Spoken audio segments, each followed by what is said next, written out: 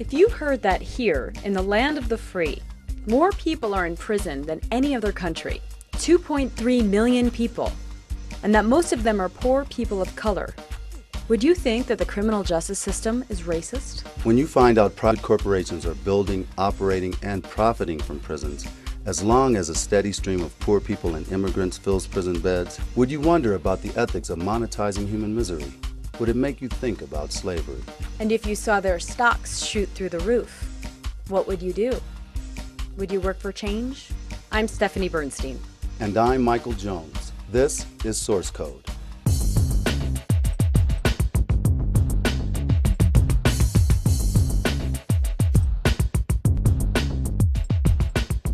Source Code takes you to Memphis, where a coalition of grassroots leaders has kept the nation's largest private prison corporation from taking over the county jail. And in these Times reporter Celia Talvi talks with the Sentencing Project about repealing mandatory sentencing guidelines. But first, a look at the prison industrial complex, the buy-offs and backroom deals that deliver profit for a few and pain for many.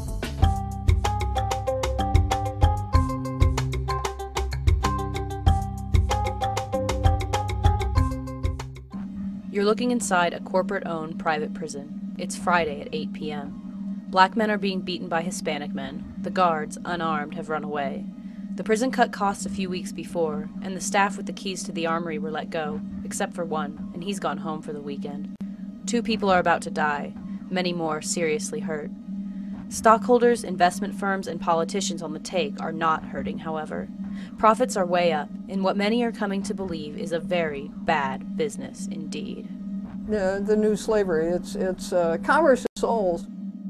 The incentives are all perverse, and it operates on the backs of human beings. The longer they're locked up, the tougher we get, the more profits, and the better off these companies are. Who's pushing private prisons? There is an intense lobby at the national level and at the state level of these corporations that make a profit off of bodies in cells, lobbying legislators for more bodies in cells. They call it the prison industrial complex, and that's really what it is. It's a description of what Eisenhower was talking about 50 years ago, when he was talking about the military industrial complex. The industry leaders are Tennessee-based CCA, Corrections Corporation of America, and the Boca Raton-based GEO Group, formerly Wackenhut. They routinely pay off legislators state by state, and they provide kickbacks for contracts. A recent report from the Institute on Money and State Politics reveals that during the 2002 and 2004 election cycles, private prison companies, directors, executives, and lobbyists gave $3.3 million to candidates and state political parties across 44 states. Colorado legislator Buffy McFadden wants to stop these practices.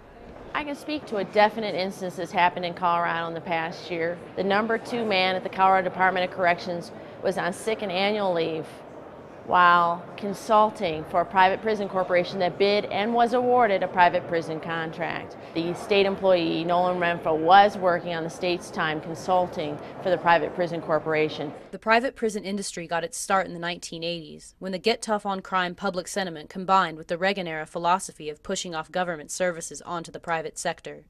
Judy Green is prison policy analyst. The very first contract for the first private prison in America went to CCA from the INS. And then Wackenhut came into the picture in '84. And they got their start detaining immigrants at Aurora, Colorado. The business was born through influence peddling. The business people who founded CCA were very closely tied to government in Tennessee and Texas and throughout the South. The founder of Wackenhut, Mr. Beasley, had been the campaign manager for Lamar Alexander when he became governor of the state. Lamar's wife, Honey Alexander, was a stockholder in CCA right from the beginning. It was partly about political contributions, but mostly it's about hiring the best lobbyists money can buy and having those contacts to begin with, being entrenched in the political system. Corporate executives partner with lawmakers to write profit into the United States Criminal Code, to put more bodies in more beds. ALEC stands for the American Legislative Exchange Council. This is an organization that was founded in the mid-'70s by the same people who set up the Heritage Foundation. ALEC takes great pride in being the generator of all of that legislation that swept the states in 1993, 94, 95. 3 strikes and you're out.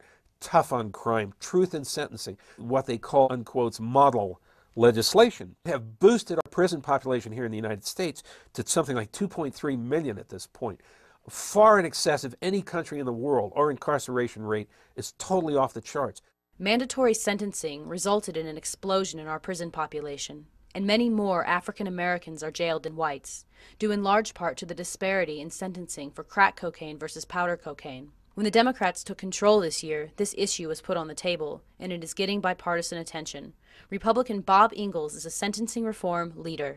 Really, we need a logical system of sentencing. It needs to be serious and send a signal to the criminal element in the country that, listen, you do these things, you can do some time. And we're serious about that. But it also needs to be fair, because if you end up with a system that isn't fair, then you undermine the whole system.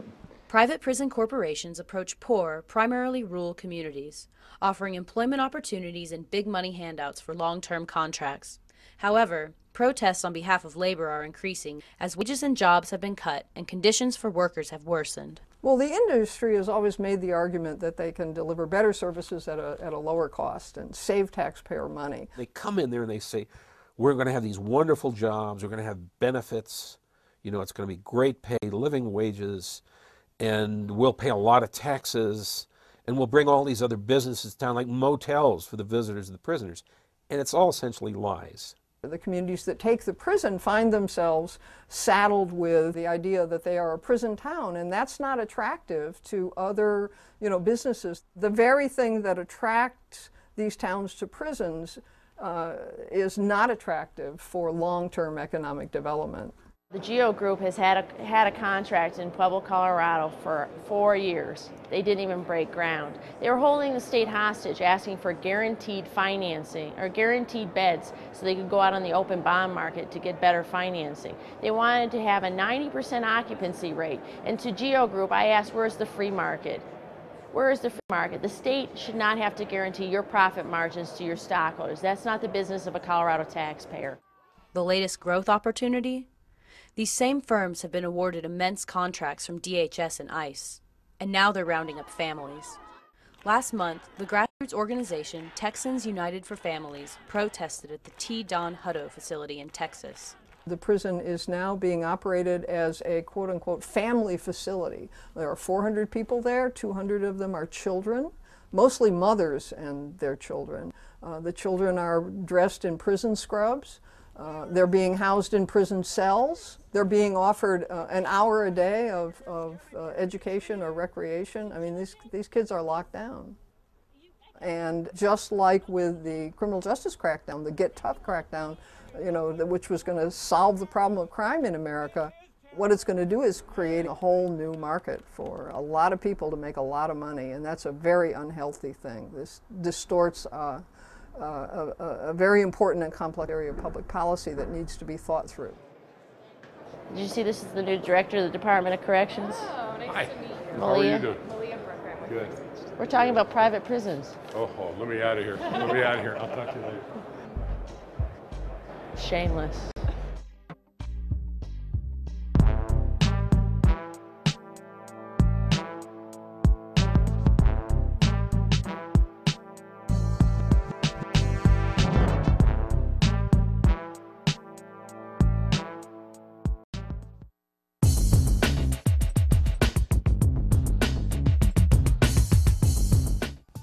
There's a growing bipartisan movement to repeal unfair mandatory sentencing guidelines.